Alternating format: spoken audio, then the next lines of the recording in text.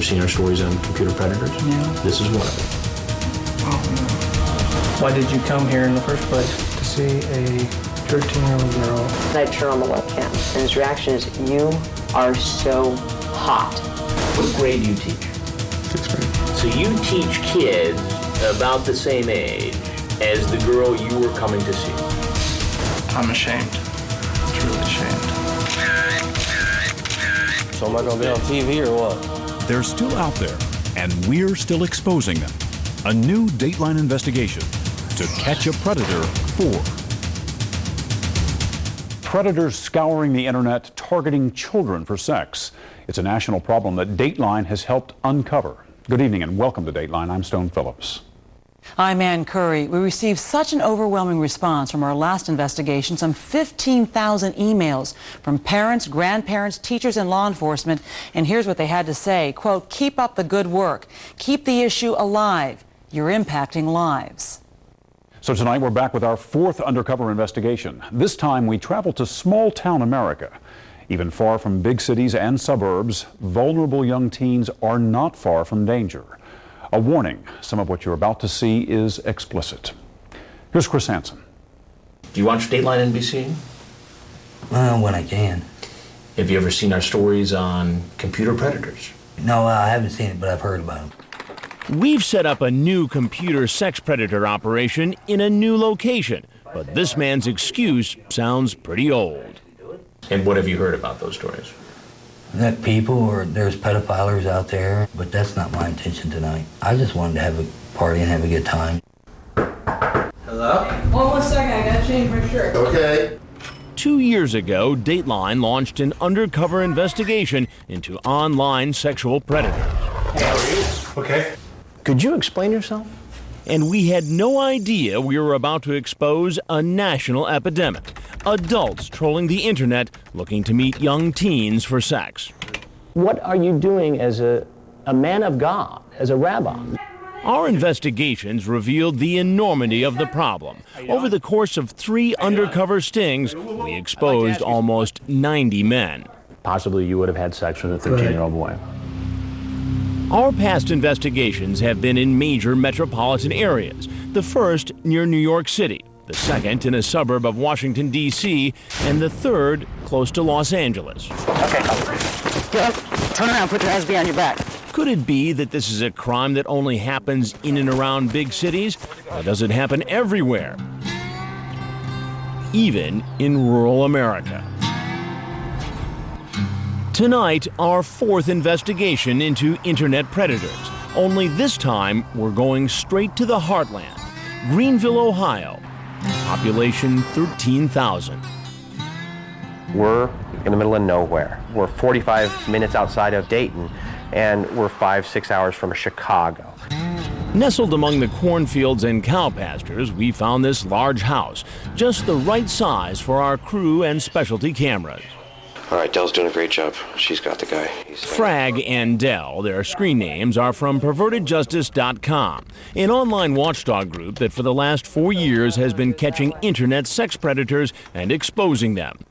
4:00 p.m. is Gear Jammer. We hired the organization as consultants so we could watch them do what they normally do, go into chat rooms and pose as 12 to 15-year-olds home alone, interested in having sex. I'm pretty much the only one here. So while the perverted justice decoys troll chat rooms, our crews set up 11 hidden cameras, 7 outside covering all angles of the driveway, side, and back of the house, and 4 cameras on the inside.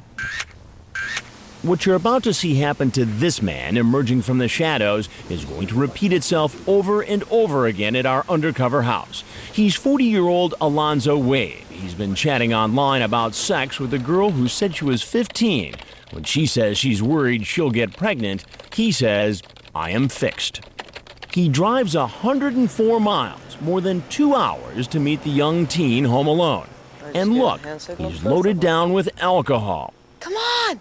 Dell, pretending to be the young girl, waves him in. Where are you? I'm just going upstairs to get a Band-Aid.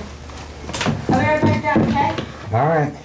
Then he appears to pull down the zipper on the front of his pants. What he was planning to do next, we'll never know. How are you tonight? Fine. He stops as soon as he sees me.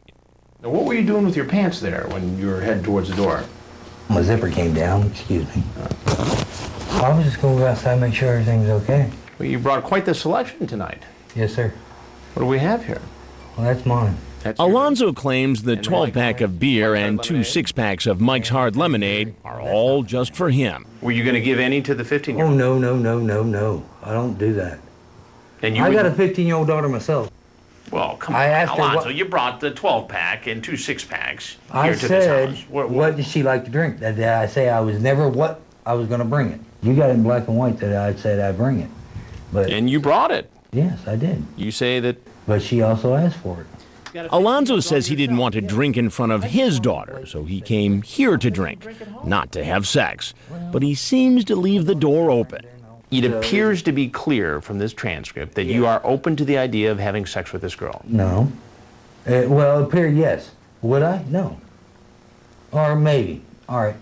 Maybe. What is it, Alonzo? Yes, no, maybe so? Maybe. Maybe. So maybe you would have had sex with this girl? Maybe.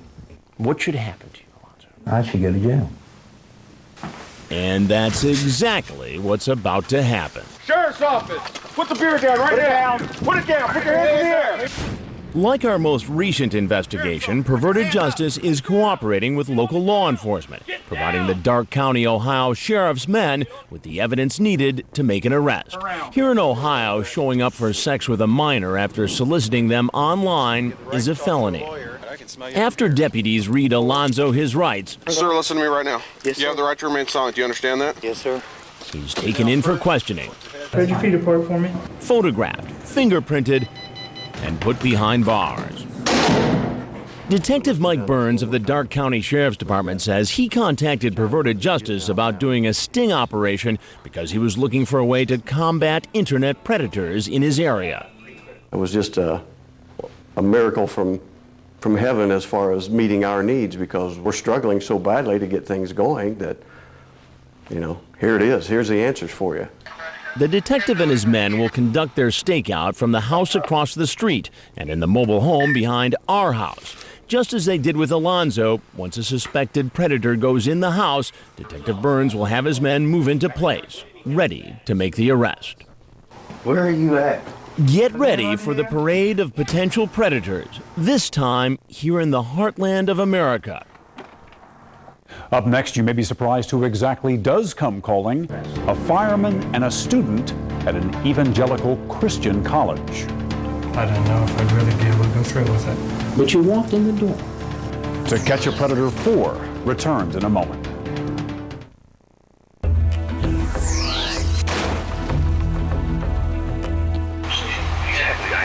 Our latest computer predator investigation is in full swing. All 11 of our hidden cameras are in place, and a suspected sex predator who approaches the house will be videotaped from the minute he pulls into the driveway Run into his car. until the sheriff's men spring into action. Sheriff's office, let me see your hands. Get on the ground! Get down! Arrest him You have the right to remain silent. You understand that right? Yes. and take him away in handcuffs. More than 20 Perverted Justice members are in Ohio and surrounding area chat rooms posing as 12 to 15-year-olds. They've set up profiles using pictures of young teens and posted personal information like age, sex, and location. Some of the profiles are on social networking websites like MySpace and TeenSpot. He's in Cincy. The decoys from Perverted Justice are waiting to be instant messaged by a potential predator. In a matter of seconds, men start hitting on the decoys. This man, screen name Green-Eyed 121, even goes so far as to suggest phone sex. He found our 13-year-old decoy, Katie Did Sings, on MySpace.com. He types, I have an idea, but it's a little weird. What? I did it with another girl, but I don't know if you want to. Call me up and let me listen to you as you yourself to orgasm. The decoy quickly declines the offer, saying her dad wants her to get off the computer and come downstairs. Green-Eyed 121 doesn't seem to mind. After all, he's already made a date for sex with her in person. Katie Did Sings told him she would be home alone for the weekend. I have good news. I can come over Friday and stay the night, too. He's covered all the way back, all the way back. Going towards the front. Green-Eyed 121 is scheduled to arrive at our undercover house around noon. Sure enough, here he is, right on time. Our hidden cameras are rolling. Quiet, quiet, quiet. He's 23-year-old Nathan Downhauer. He says he's a student at an evangelical university. And what does he plan to do with Katie Did Sings? His chat log is quite explicit. My hands will travel down your smooth body till we reach your pants. Here we will remove your pants and underwear, revealing your beautiful nude body. And like so many of the other potential predators, his chat turns too X-rated for network television. And now he's in our living room. Hey, Nathan? Yep. I just cut the crap out of my toe. I'm getting a Band-Aid. Hold up the kitchen counter for a second, okay? Okay. Would you do me a favor and just go have a seat right over the outside of the bar, please? He drove more than an hour to keep his date for sex with a girl he thought was 13 and home alone. But he says by the time he got to the door, he changed his mind. I don't know if I'd really be able to go through with it. But you walked in the door. And as I read some of what he said online, he doesn't sound like a man who plans to back out. You get into very graphic detail about what you want to do to her.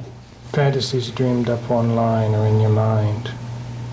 Things you might not be able to willingly do when it comes down to it. I will gently cup and massage your soft breasts, kiss them, and run my tongue along them. And it goes on from there, in graphic detail. What are we to make of this? I'm not sure. I don't know what the law says about this. Well, it's illegal. But nothing has happened yet. Well, I know. But it's illegal for someone to use the internet to solicit somebody who's 13 for sex. That I was unaware of. Sheriff's office, get on the ground. On the ground right now. On the ground! Later, you'll see Green-Eyed 121 get a quick lesson on the law from detectives waiting outside. But now, another stranger has just pulled in the driveway. In the driveway, in our driveway, back. Online, he calls himself J10072960. He's also been chatting with the decoy Katie Did Sings. Remember, her profile says she's only 13. He tells her he's a fireman. Then he gets worried she's a cop. How do I know you're not a cop? Laugh out loud. I'm not a cop. How do I prove it? Call my cell and leave a sexy message. She does. And then he wants to take it even further and moves on to the subject of phone sex. He asks, "You like hearing guys moan? I want you to call now and make me moan." Katie Did Sing says, "I will hear you when you get here." And there's something else. He seems to have a thing for feet. Want me to rub your feet? Yeah. Now I'm getting turned on.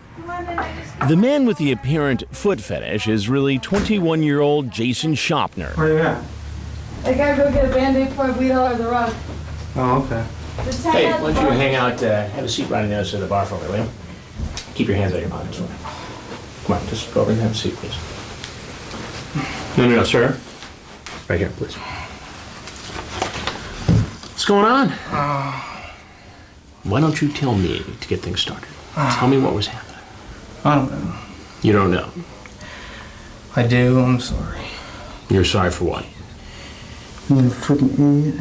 And it turns out Jason really does work at a firehouse as a paramedic. Now, in your chat here, you essentially say you're a firefighter. Yeah. Don't you think that might impress a 13-year-old girl? Well, look, I'm sorry. What was your plan here today? I don't know. You don't know? I seriously don't know. Well, it looks like you knew based upon this chat. Want me to rub your feet? No, no, okay, all right. What would have happened if I had not been here? I would have done something stupid. With a 13-year-old girl? I don't know, probably. If a 13-year-old girl had been here? Yeah. And you won't believe what else he admits. Do you ever watch television? Yeah. You ever watch Dateline? Dateline? Dateline NBC? Have you ever seen our stories on computer predators? Yeah, I've seen it. This is one of them. Oh, no. So even after seeing our previous investigations, watching men being confronted and arrested, he wasn't discouraged from doing the very same thing. And as you'll see later, he's not the only one. Yeah, and I've seen this on TV. You've seen this on TV before. As this investigation continues, we hear something we've never heard before. My religion. Men talking about religion. My Bible. I have no one else to turn to but God. I go to church every Sunday. When we come back, how far will these guys go? A 2-hour trip to meet an underage teen. What makes a man get in a car and drive 2 hours at 2 o'clock in the morning? To Catch a Predator 4 continues in a moment.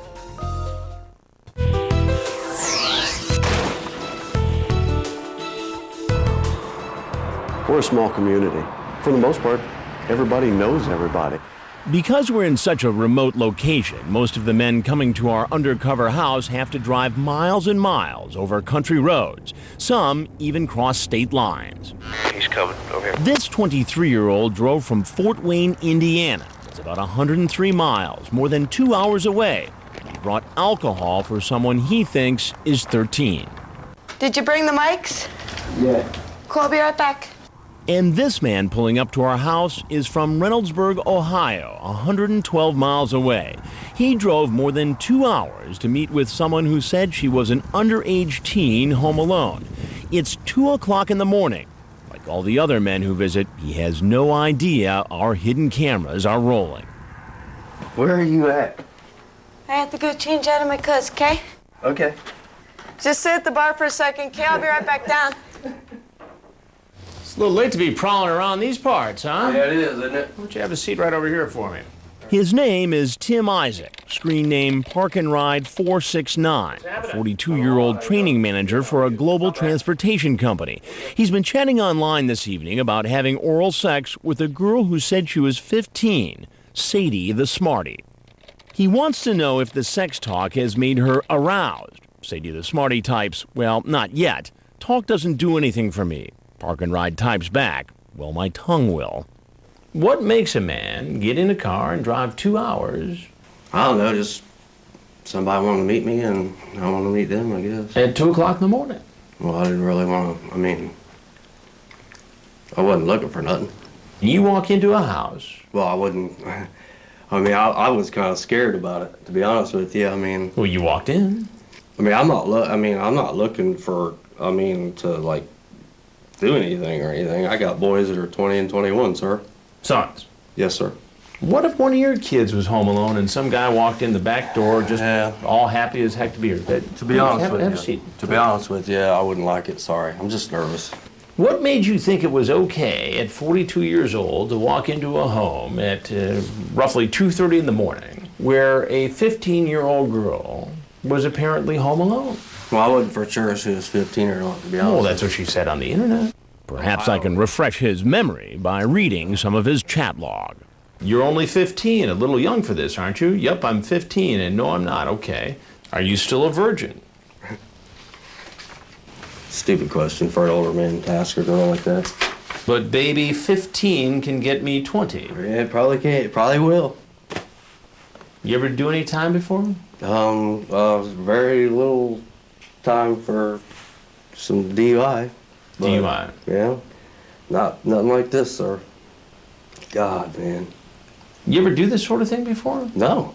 This is the first time I ever done something like this. First time? That's the same claim we've heard from almost every man we've ever confronted. And most say they really weren't going to do anything sexual. Our sting in Ohio is no different. But one subject does come up for the first time. Religion. This is first. This is your first time? Yeah, and I thought, I shouldn't do that. It is also against my religion. It's against your religion? Mm-hmm. He's 27-year-old Davut Azkan, screen name Nakzox, a graduate student from Turkey. He had a sexually charged online chat with a decoy posing as a 15-year-old. You say at one point, I don't want to have any problem, Kissing is okay. Yeah. But you also say, in the next breath, have you ever seen a blank, meaning penis? Mm-hmm. I have on the internet, she says. Then you say, so do you want to see mine? It is not good. I shouldn't do that. You can play with my blank. Yes. Please don't read. You can read yourself. It sure seems like you knew what you were talking about here, and you knew what you wanted from this 15-year-old girl. I don't want to have sex, but... The 27-year-old admits he knew what he was doing was against the law. If you're so religious, if you knew it was so wrong, why did you walk into this house? I don't know. And he wasn't the only one claiming to be religious. Here comes 20-year-old Josh Tuttle, screen name Goodbody1330. He's been chatting online with someone who says she's 13 and a virgin, Jessie's Messy 13. After she tells him she has a big screen TV, he says, hee, that's great. So we can watch movies and cuddle, kiss and make out. Then head up to your bedroom and touch each other and have sex. Then he adds, we can get drunk if you want to, if it will make it feel that much better. And now here he is, walking in the door. Just sit at the bar for a second, Kay. I'll be right back down. Okay. Did you bring the rum? No. I'll explain when you get down. Okay. Well, why don't you explain it to me instead? He says he didn't bring the rum because his brother drank it. Goodbody1330 goes on to explain that making the decision to come here was a tough one. He says he went to his best friend, and believe it or not, says he also turned to the church for guidance. I have low self-esteem, and I have no one else to turn to but God. So I went and I talked to my pastor. And what did this pastor tell you? It's wrong to do, and that you should have more faith in yourself. But you're here, Josh. To make new friends. To make new friends? Yes, with sir. a 13-year-old girl home alone. He says he only came here to watch movies and hang out, but his chat and something else tell a different story. Did you bring condoms with you? No, sir. There's no condoms in your pocket? I have one, but that's just... Okay, so that's one lot. I carry that with me all the time. But you said you didn't bring any, and you did. So that's a lie. Yes, sir. But I corrected myself. I'm sorry. We'll hear more from Goodbody later. Now let's look at a truly unusual case. Here's a man who seems to be casing the house, afraid to pull in. After driving by several times, he finally makes his move and walks in the back door. Hello? Oh, I want to take my coat off. I'm sweating to death after I was freezing. Why don't you come on in and have a seat real quick? Okay. He's 33-year-old John France, a mechanical engineer. He's been chatting online with a decoy who says she's 14. Unlike all the men you've met so far, France, whose screen name is Net Buckeye, is very careful when it comes to talking about sex. When the decoy, Chicky Girl, asks, got any condoms? He says, what are those? Just kidding. Then he says, no worries. She says, is that a yes? And he replies, don't worry, I'm not going to do anything without a condom. But when I confront him, he says he has no interest in sex. I'm confused, though. So if you don't have any interest in that sort of activity, why then chat up a 14-year-old girl and come to visit her? I'm lonely. That is the bottom line. Really? Yes. Very lonely. And once again, this man also says he's religious. Isn't there a church group or a saloon or? There is. I go to there'd church every Sunday, and it's like, and in fact, I'm going to a new church now because I'm not happy with my old one. But so does this new church teach that it's okay to come over and visit 14-year-old girls who are home alone with no parents? They would not recommend that. No. Then France says something we've never heard before. Can I have you read something? Sure. He tells us that out in his car, there's an envelope on the passenger seat. So Dell goes out to get it. I was concerned for my safety. You have to understand. I mean, things like that happen. You show up and somebody beats you up or something like that? Well, yeah, stuff like that. I mean, or worse. I mean, they could have taken my life for all I know. He opens the note and starts to read. At 8 p.m. tonight, I'm meeting a person whom I met online. He goes on to say that the girl tried to lure him into talking about sex, which he politely declined, and that he's suspicious about her identity. If she really is who she says she is, my intention is to befriend her and try to mentor her. So could this man really be here just to mentor a troubled teen? Detective Burns says he's not buying this story. Well, we refer to it at the office as an alibi letter. Alibi letter? Yeah. It was composed in such a way that it's our belief that he put it there, that if he should get caught, made it appear that he was completely innocent. And the detective says the way France cased our house does not make him look like a man on a rescue mission. When you look at a vehicle that pulls up in front and stops, drives by, comes back, does the same thing again, If it is his intent that he's going to go in there and counsel with this girl, why would you struggle with that issue? I think we saw the battle from within as to whether or not he was going to get caught. But because his case is so unusual, he doesn't get arrested At this time, we just want to talk to you. until after his interrogation. Sheriff's office, get your hands up, get on the ground! Get on the ground! For all the other men, the detectives don't hesitate to take them into custody. You have the right to remain silent. Do you understand that? Yes, sir. What'll they say when we tell them they're about to be exposed on national TV? I'm ashamed. And if you put this on the air, I'll sue. Coming up, the suspects walk out, the police move in. We'll take you inside the interrogation room. The whole plan was to have sex with this 13-year-old when he got here, correct? That was the original plan. When To Catch a Predator 4 continues.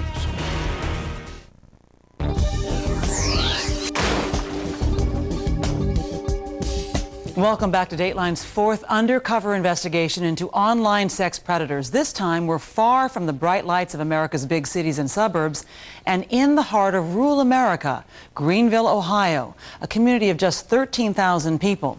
Well, so far, we've seen how men will drive for hours crossing state lines to meet up with someone they think is an underage teen, home alone. Well, now they're about to learn what's really happening. They're being exposed on national television. Again, Chris Hansen.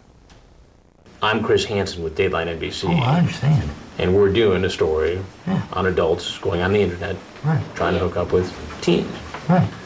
Now, See the cameras coming in and everything. Remember 40-year-old Alonzo Wade? He brought a case of alcohol to meet a person he thought was 15. And all I want to do is party. You're trying to find a pedophile. I'm not.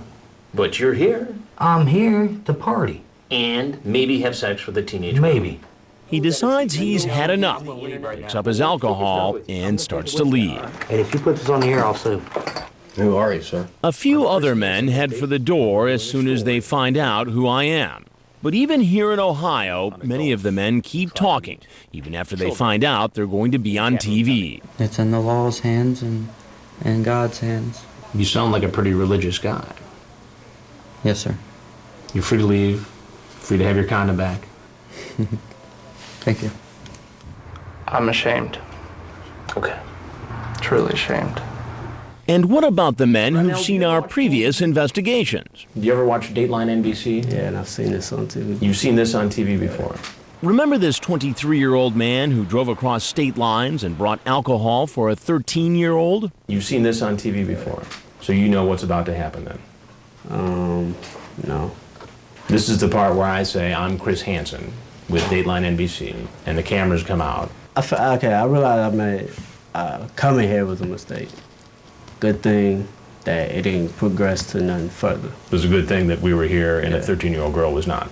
Yeah.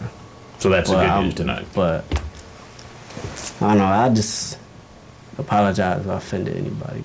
Have you ever seen our stories on computer predators? Yeah, I've seen it. This is one of them. Oh, no.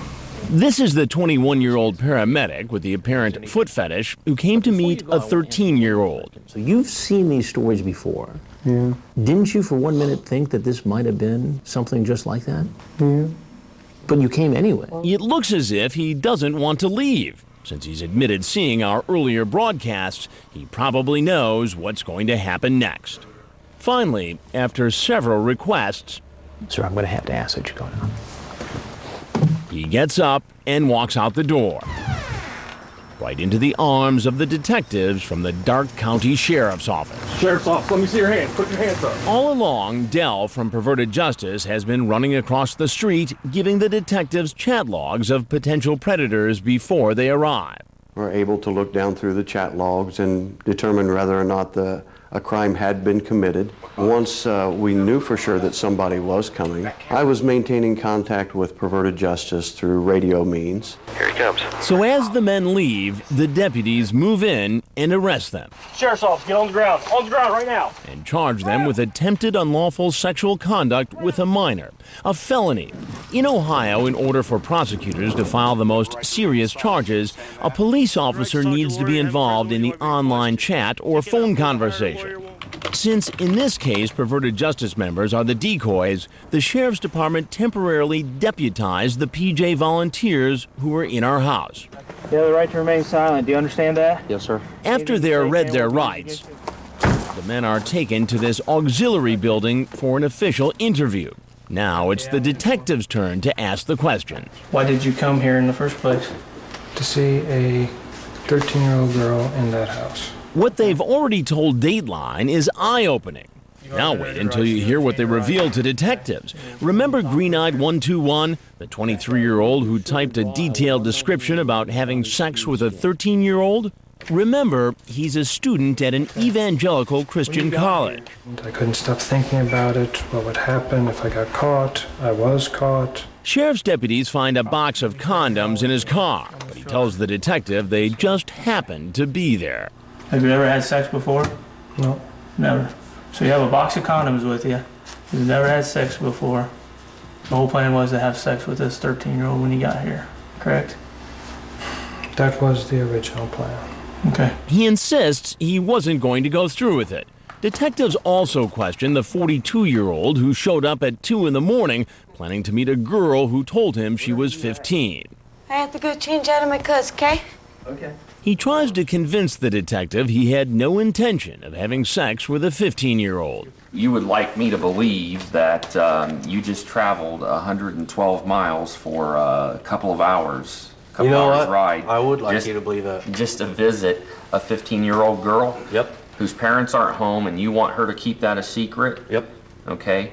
And you still have me believe that, despite the fact I have chat in here about you talking about, are you wet yet? Well, I'd like for you to think the better half of me, but you got what you got there, and doesn't look good on me. It doesn't look good for this man either, the 21-year-old paramedic who has a thing for feet. What did you and Kat discuss or plan specifically to do once you met her, knowing she was 13 years old?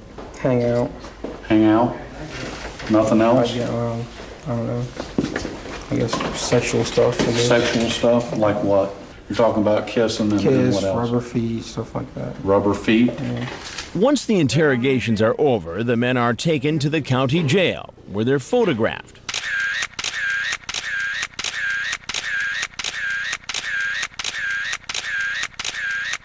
Don't take. Fingerprinted, Give me your right hand, your thumb. strip searched, and put behind bars, awaiting a hearing before a judge. Most face up to 18 months in prison. Where are you? But our story doesn't end there. The next man you'll meet has a dark secret, a secret that's about to come out, and it's going to shock an entire community. Why don't you just tell me what you do for a living? I'd rather not say. Coming up, a potential predator asks to see his prey. Where are you? And he does, but it's not who he thinks. I was like, well, are you going to call if you're coming or if you're not coming? He's like, I'll call either way. When To Catch a Predator 4 continues.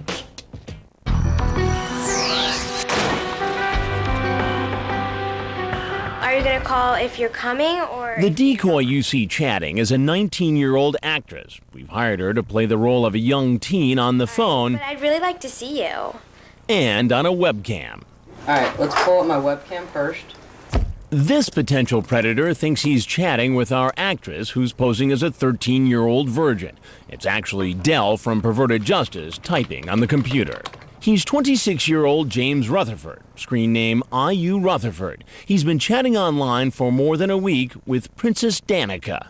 And he started out very slowly, trying to convince her that he could be trusted. He was a good guy. He ended up getting on webcam. And what does the 26-year-old do with his webcam?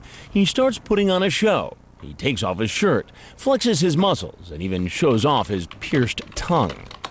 He tries to convince the decoy to do a bit of a show as well. Several times he asks the actress to show him her stomach. She finally agrees and he says, "Nice tummy, hun. I want to lick that." Then he says, "I owe you something now, don't I?" And then he starts pulling the boxers down a little bit. Doesn't go all the way down. Remember, he's talking to an actress who he thinks is 13 as he watches her on a webcam. As the chat progresses and plans are made to meet, he types, "I'm so freaking horny. You know, if you had me naked, I'd want more, right?" But just before he gets in his car to come over, he calls. I was really looking forward to it. That's not fair. I'm so bored here. It appears the man is having second thoughts. Could it be that he's actually having a change of heart and is questioning his own behavior? I was like, well, are you going to call if you're coming or if you're not coming? He's like, I'll call either way. A few hours go by and we don't hear anything from Rutherford. We assume he's not coming. Okay, gotcha. I'm familiar with that approach. Until suddenly, someone spots him pulling into the driveway. That's his red Corvette driving around to the back of the house. The decoy goes out to wave him in. Come on in. The door's open! Where are you? Oh, I'm just gonna go finish getting ready. I'll be right there. Come here. No, I promise I'll be right back. No, come here. I'll be right there. Just wait. You gotta be a little patient. Actually, I want you to come here. That's what I thought. Rutherford says he had a feeling this was a setup. Still, there was no denying what he'd been up to. Who did you think you were going to meet here? Just this kid I've been talking to. This kid? I know she's a kid. How old? 13, 14. 13. And how old are you? Too old for 13, 14-year-old. Too old. But there's one thing he doesn't want to tell us. What do you do for a living, Jim? I'd rather not say. Who do you work for?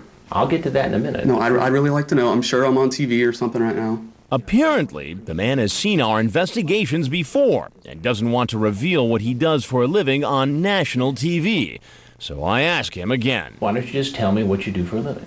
I'm a teacher. And what grade do you teach? 6th grade. 6th grade. So you teach kids about the same age as the girl you were coming to see. James Rutherford is a 6th grade teacher at a Catholic school in Cincinnati, where he also coaches track.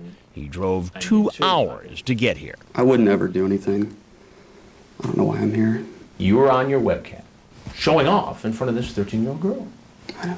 And the conversation you had with this girl was bad. I know. I don't know why. I need help. Then the teacher offers this excuse. I am going through a divorce. My wife Thursday told me she was leaving me. Yeah, but that doesn't make it right for you to have this kind of discussion. And I shouldn't have. The teacher admits he's chatted with underage kids before and was worried that it had become a problem for him, a serious problem that was getting worse. I've thought about this a lot for years. Maybe I should just stop. Maybe I should get counseling. Maybe I should get help. And I always thought, well, it's not that big a deal. I've never taken it to this step. I don't know if this week has just pushed me over the edge.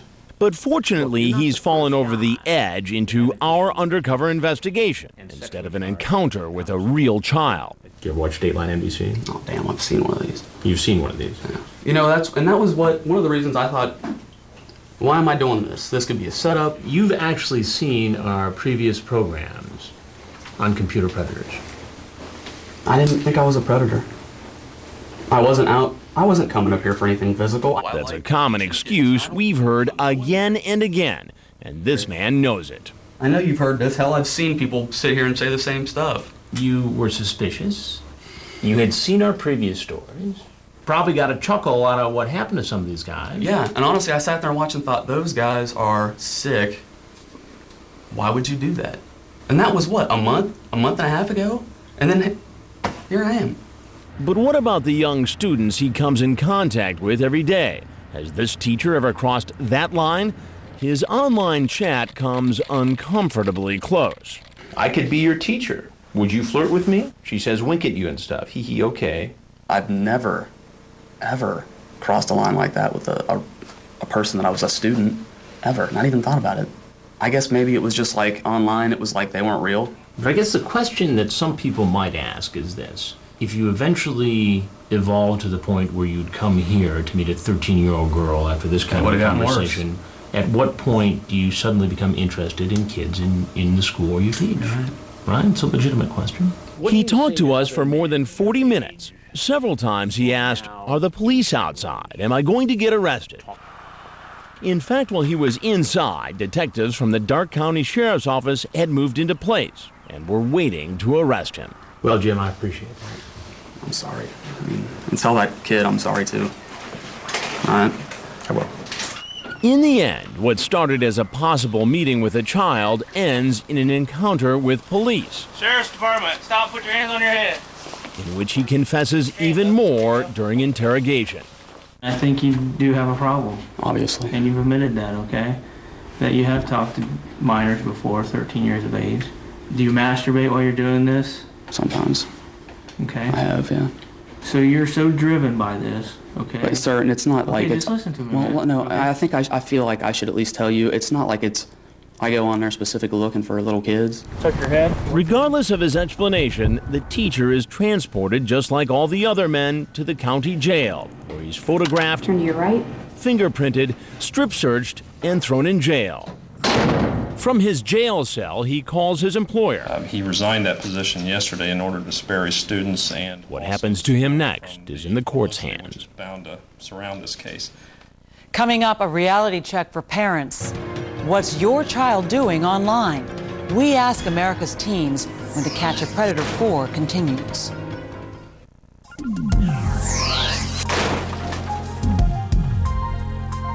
All of our predator investigations have been predicated on the idea that teenagers are willing and sometimes eager to share very personal information online. Well, what are kids really up to on the computer? They may not always want to tell you, but they did tell us in a new nationwide survey.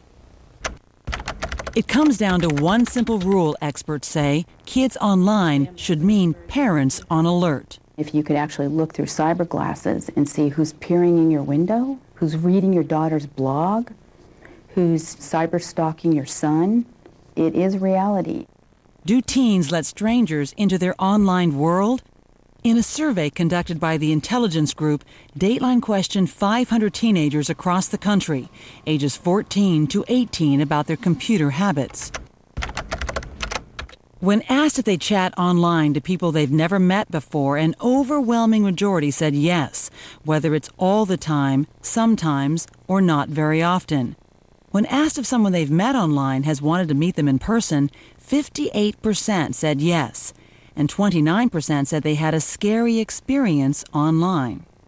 What about personal information, tools a predator can use like a name, a picture, an address, a birthday? When asked if they talk about personal information on the internet, about half the teens said yes, they do. We also asked if they did things online they would not want their parents to know about. Again, about half said yes. More than 90% told us that they were responsible when they used the computer. But what about friends, classmates, other teens? The answer, a big no. Most said other teens are not behaving responsibly online, which should be a red flag to parents. Where are you at? And that brings us back to the parade of suspected predators in Ohio. Next week, we'll return to the heartland. What's going to happen when some of the men you've seen tonight appear in court? The maximum penalty is up to 12 months in prison. Also, we'll expose more suspects looking to meet young teens. That's our boy. He's here.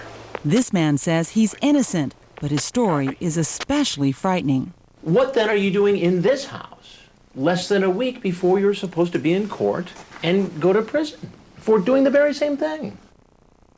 Join us next Wednesday night at 9, 8 Central for To Catch a Predator 5. And you can log on to our website for a series of guidelines on how to protect your children from internet predators. The address is dateline.msnbc.com. On Dateline Saturday night, a woman is determined to find the man who murdered her sister. They were twins bound by a mysterious connection. I don't go a second of a minute of an hour of a day without thinking about her. When one sister disappeared, the other set out to prove what happened. To find the truth, she dressed like her, talked like her, tried to become her. It was a dangerous journey. It was the scariest moment of my entire life. There was guns around and there was bullets. One that almost got her killed. You want me to do anything else? Get rid of her completely. That's what happened to her sister. A dark tale of blood ties. And that's all for this edition of Dateline Wednesday. I'm Ann Curry. And I'm Stone Phillips. We'll see you again for Dateline Saturday night at 8, 7 Central. For all of us at NBC News, good night.